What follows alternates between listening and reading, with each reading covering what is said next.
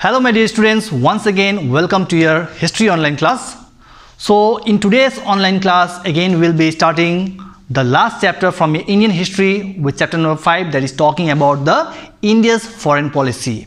So if you remember, long back ago I taught you regarding the India's foreign policy, that what were the aims of the India's foreign policy, how India and many other third countries they stood as a neutral power and having mainly the 5 Panchashil, and when NAM was formed, non-alignment movement was formed, mainly the 3 leaders like Pandit Jawaharlal Nehru, after Tito of Yugoslavia, as well as Nasser of Egypt, and later on even one more leader of Indonesia played a very important role in order to form a new kind of movement in order to stay from the powerful countries after the end of Second World War, especially from USA, talking about France, and then UK, and finally the Russia country. So, but in today's class we'll mainly focus on 5.3, talking about the Sino-Indian War.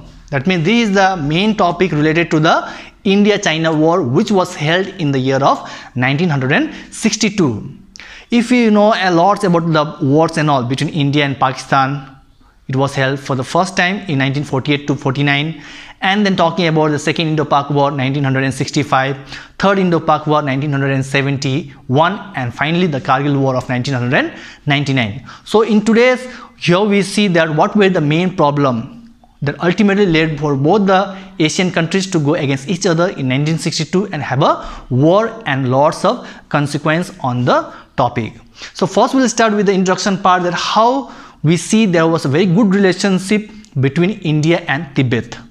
And Tibet, mainly one of the areas who were very much advanced with the new religion during those times, and even today talking about the Buddhism.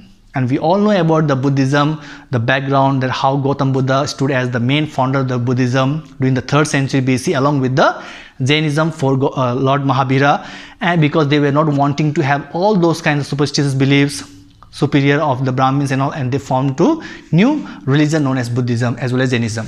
So from there we see that how India and Tibet stood as a very good relative or a good friendly relation with each other. And we talk about the British government, who were always having intention, always wanting to have a very good business for trading, especially to do import and export business. And that we see that under the British government, Colonel Young husbandhood, he got the permission and got a good relationship with the Tibet to have import and export business. And then we see that when China came to know about the good relationship between India and Tibet, Tibet having a relationship, trade relationship, especially with the British under Colonel Young husband, and China thought of attaining the power over Tibet. And the year of 1959, it proves that how China was able to invade the parts of Tibet during the areas, and the famous religious leader Dalai Lama and the followers and the people or the refugees, they had to take shelter in the Indian government. And during those times, there was a Prime Minister of India known as Pandit Jawaharlal Nehru, the first Prime Minister of India, and he gave lots of support as well as help to those Tibetans refugees as well as, along with Dalai Lama. And finally we see the outbreak between both the Asian countries, between India and China, going against each other for the Indo-Pak War of 1962. So when we talk about the Indo-Pak War, we see the main cause. The main cause was related with the dispute over the sovereignty of Aksai Chin and the Arunachal Pradesh border or the region. So China also were claiming that these are the areas which actually belong to their ancestor and so on. But finally we see the India talking that the Aksai Chin was also a part of Kashmir, or even China claiming that the part of all the Aksai Chin or whatever the Arunachal Pradesh, it mainly came from the Tibet or the Xinjiang. So this was a claimation done by both the Asian countries, India as well as China, and that ultimately led to the outbreak of the Indo-Pak War of 1962. Next we focus on the consequence. So when the war took place, it did not go for a very long year, for 5 years, 6 years. Within a short period of time, the war got ended. And even it has been said that India was not prepared for the war. But China, they were highly one of the powerful country during those time and always wanting to challenge those nations who stood as a obstacle or always as a problem giving. And we see that China won the war and India had to face a lot of humiliation, lots of harassment after the end of war, after India had to face defeat. And then we talked that China was also able to restore the Aksai Chin area, which was actually been claimed by India, that it was a part of Kashmir and so on, and they were able to restore or get back the place.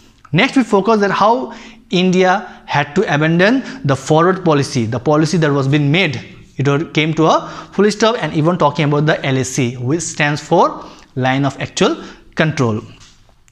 The next topic we'll talk about the defense minister. So when the Indo-Pak War of 1962 went, during those time there was a defense minister of India who is known as Krishna Menon, and for him the India had to face a humiliation, India had to face defeat, and he was being blamed for overall the war because defense, his armies, navies or air force, whoever the army forces was not so prepared or they were not so ready for the war, and he was being blamed, and later on he had to resign and a new defense minister was formed with lots of challenging for the upfront to come as a war against India. And we talked about after 3 years when India had to face against Pakistan for the second Indo-Pak War of 1965.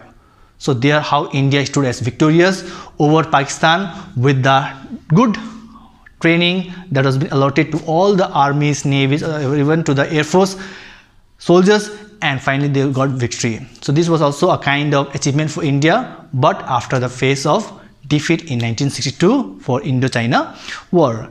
And the last we see that when the 1962, the year when India got defeat, the same year India formed a particular defense act on the defense. There were the people, those who were residing in China, were having a surname with the Chinese Li and so other surname or title. They have been sent back to their nation, or they have been not given any chance to reside in any parts of the Indian states, and even they have been forced to leave India forever, and they have no rights to stay in India after India had to face a humiliation or a defeat in the Indo-Pak War of 1962. I hope you have understood for today's topic, mainly talking about Indo-China War, Tibet, how they were been invaded by China in 1959, and how the first Prime Minister of India, Pandit Jawaharlal Nehru, had to give shelter to Dalai Lama along with all the Tibetans refugees, those who had come from their land, to take shelter as well as to take help, and ultimately the consequence of Indo-Pak War and many other subtopics. So till then, I'll stop here. Thank you. God bless.